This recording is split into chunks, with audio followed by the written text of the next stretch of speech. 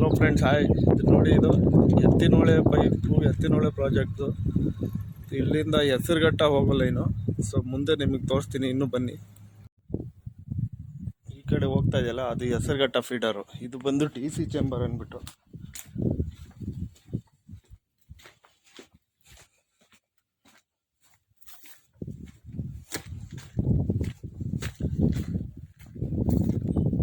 ನೋಡಿ, ಇಲ್ಲಿದೆಯಲ್ಲ, ಒಂದು ಶ್ರೀನಿವಾಸಪುರ ಫೀಡರು, ಒಂದು ಬಂದು ಕೋಲಾರ ಫೀಡರು, ಎರಡು. ನಿಮಗೆ ಒಳಗಡೆ ಬಂದು ತೋರಿಸ್ತೀನಿ ಬನ್ನಿ.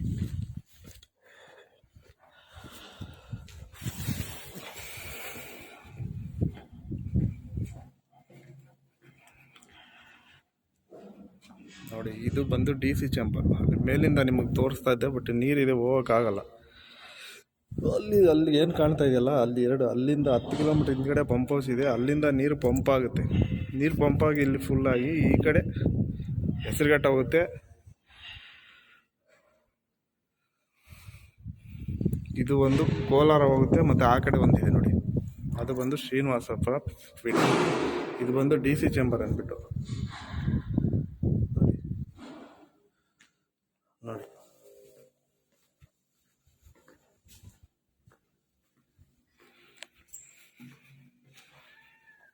ನೋಡಿ, ಇಲ್ಲಿಂದ ಸೀದಾ ಕೋಲಾರಿಗೆ ಹೋಗುತ್ತೆ. ಈಗ ಸ್ವಲ್ಪ ಮೇಲೆ ಬಂದು ನಿಮಗೆ ತೋರಿಸ್ತಾ ಇದ್ದು ನೋಡಿ, ಇದು ಹೆಸರುಘಟ್ಟ ಹೋಗಲ್ಲ ಏನು, ಹೆಸರುಘಟ್ಟ ಫೀಡರ್. ಎಲ್ಲಿದೆ ಅಂದರೆ DC ಚೇಂಬರು. ಬೆಟ್ಟ, ನಿಮಗೆ ಬೆಟ್ಟ ಕಾಣ್ತಾ ಇದೆಯಲ್ಲ ನೋಡಿ, ಅದೇ ಬೆಟ್ಟ. ಸ್ವಲ್ಪ ಝೂಮ್ ಆಗ್ತೀನಿ ನೋಡಿ, ಇದೇ ಬೆಟ್ಟ. ಅಲ್ಲಿ ಮೇಲ್ಗಡೆ ದೇವಸ್ಥಾನ ಇದೆ. ಸೊ ಇದು ಇರೋದು ಹುಲ್ಕುಡಿ ಬೆಟ್ಟ ಹತ್ರ ನೋಡಿ. ಆ ಕಡೆಯಿಂದ 10 ಕಿಲೋಮೀಟ್ರ್ ಹಿಂದೆ ಆದ್ನಲ್ಲ, ಅಲ್ಲಿ ಆಲಪ್ಪನಹಳ್ಳಿ ಅಂತ ಒಂದು ಊರಿದೆ, ಅಲ್ಲಿ ಪಂಪ್ ಹೌಸ್ ಇರೋದು. ಅಲ್ಲಿಂದ ಬಂದು ನೀರಿಲ್ಲಿ ಫುಲ್ ಆಗುತ್ತೆ.